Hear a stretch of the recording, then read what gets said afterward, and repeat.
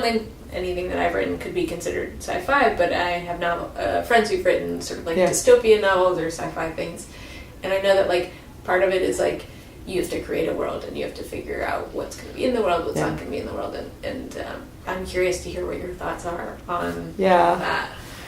Yeah, sci-fi is so interesting in that it is like possibly the most progressive genre, right? Because we can like, you know, as the writer, you're allowed to pick and choose. And often it's a critique, right? It's mostly, I think we read it as a critique of the current culture or a warning about the direction the culture's going in, right? And so certain elements are exaggerated to call attention to their dangers or exaggerated as a possible direction in which we might be going. And this is so interesting to me because I mostly write in a kind of realist, psychological tradition. And the books that I admire the most and in which I sort of see myself kind of responding to tend to be, they're very powerful stories of individuals like being crushed by society, kind of. I'm like really into the doomed love tradition, right? So like The Age of Innocence, like all Edith Wharton, not all. I guess she has some strivers who succeed, but The Age of Innocence is a really good example, or all of Thomas Hardy, really. And frequently, love is this like anarchic force, right? That like threatens to destabilize like all the rules that society has laid out for men and for women. And so those kinds of stories end up actually being really conservative, which is really frustrating to me. They move me and they speak to me, and I want to like contribute to that tradition in some way. And sort of something I sort of set out to do with my first book, like write a doomed love story, a modern doomed love story. But actually, those novels end up reinforcing the power of the current world, the kind of like crushing power of the current world, that it brutalizes the individual or it brutalizes the good, And I think. And while that can be a protest, obviously, that's, like, I don't think anyone would argue that that Thomas Hardy was, like, saying that, like, Tess deserved to die or something. Like, I don't think anyone would argue that. But it can feel frustrating. It can feel like, well, so what are we supposed to do? This world is just going to, beat up on the weak and the vulnerable and the innocent. And it's going to call things that are neutral impure. And it's going to, and it's just going to be, like, it's just going to just steamroll us. So throw up our hands. This sucks. Let's read some sci-fi because like that's an escape. So what I would really like to do is write about this real world that is brutalizing people, but do it in a way that that like suggests a way forward, that like is not, which is not to say that anyone should follow my advice for like public policy or whatever, because I don't know about that. But I want to contribute to literature that is optimistic even as it recognizes like all the crap, and I think that's, like the pain is more real if the joy is also present, I think in fiction. I hate one-note fiction just in general. I hate, when like it's only one emotion that we're feeling the whole time. I like the highs and the lows and the very odd in-betweens and the confusion.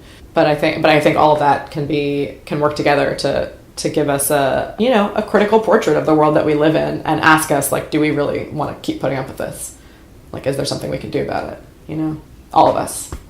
I wonder if it could even happen in a democracy, or if it's like only if there's some totalitarian government that needs to be overthrown, and maybe like America as an oligarchy is getting it's getting worse, right? Yeah, so maybe very soon there will be like a lot of this literature that's about activism and that like inspires people to change things and do things in a way that like maybe coming out of the sort of 90s slacker culture, we're not quite there yet, and we're reeling still probably from 9/11 and like the weird Bush years. By weird, I mean awful. Terrible. I mean that was sort of a question for me in the first book. What does a doomed love story look like in a democracy in which we have stated equality of the sexes, though not actual, and in which women can freely leave marriages that are not working for them, and in which, daughters are being raised to be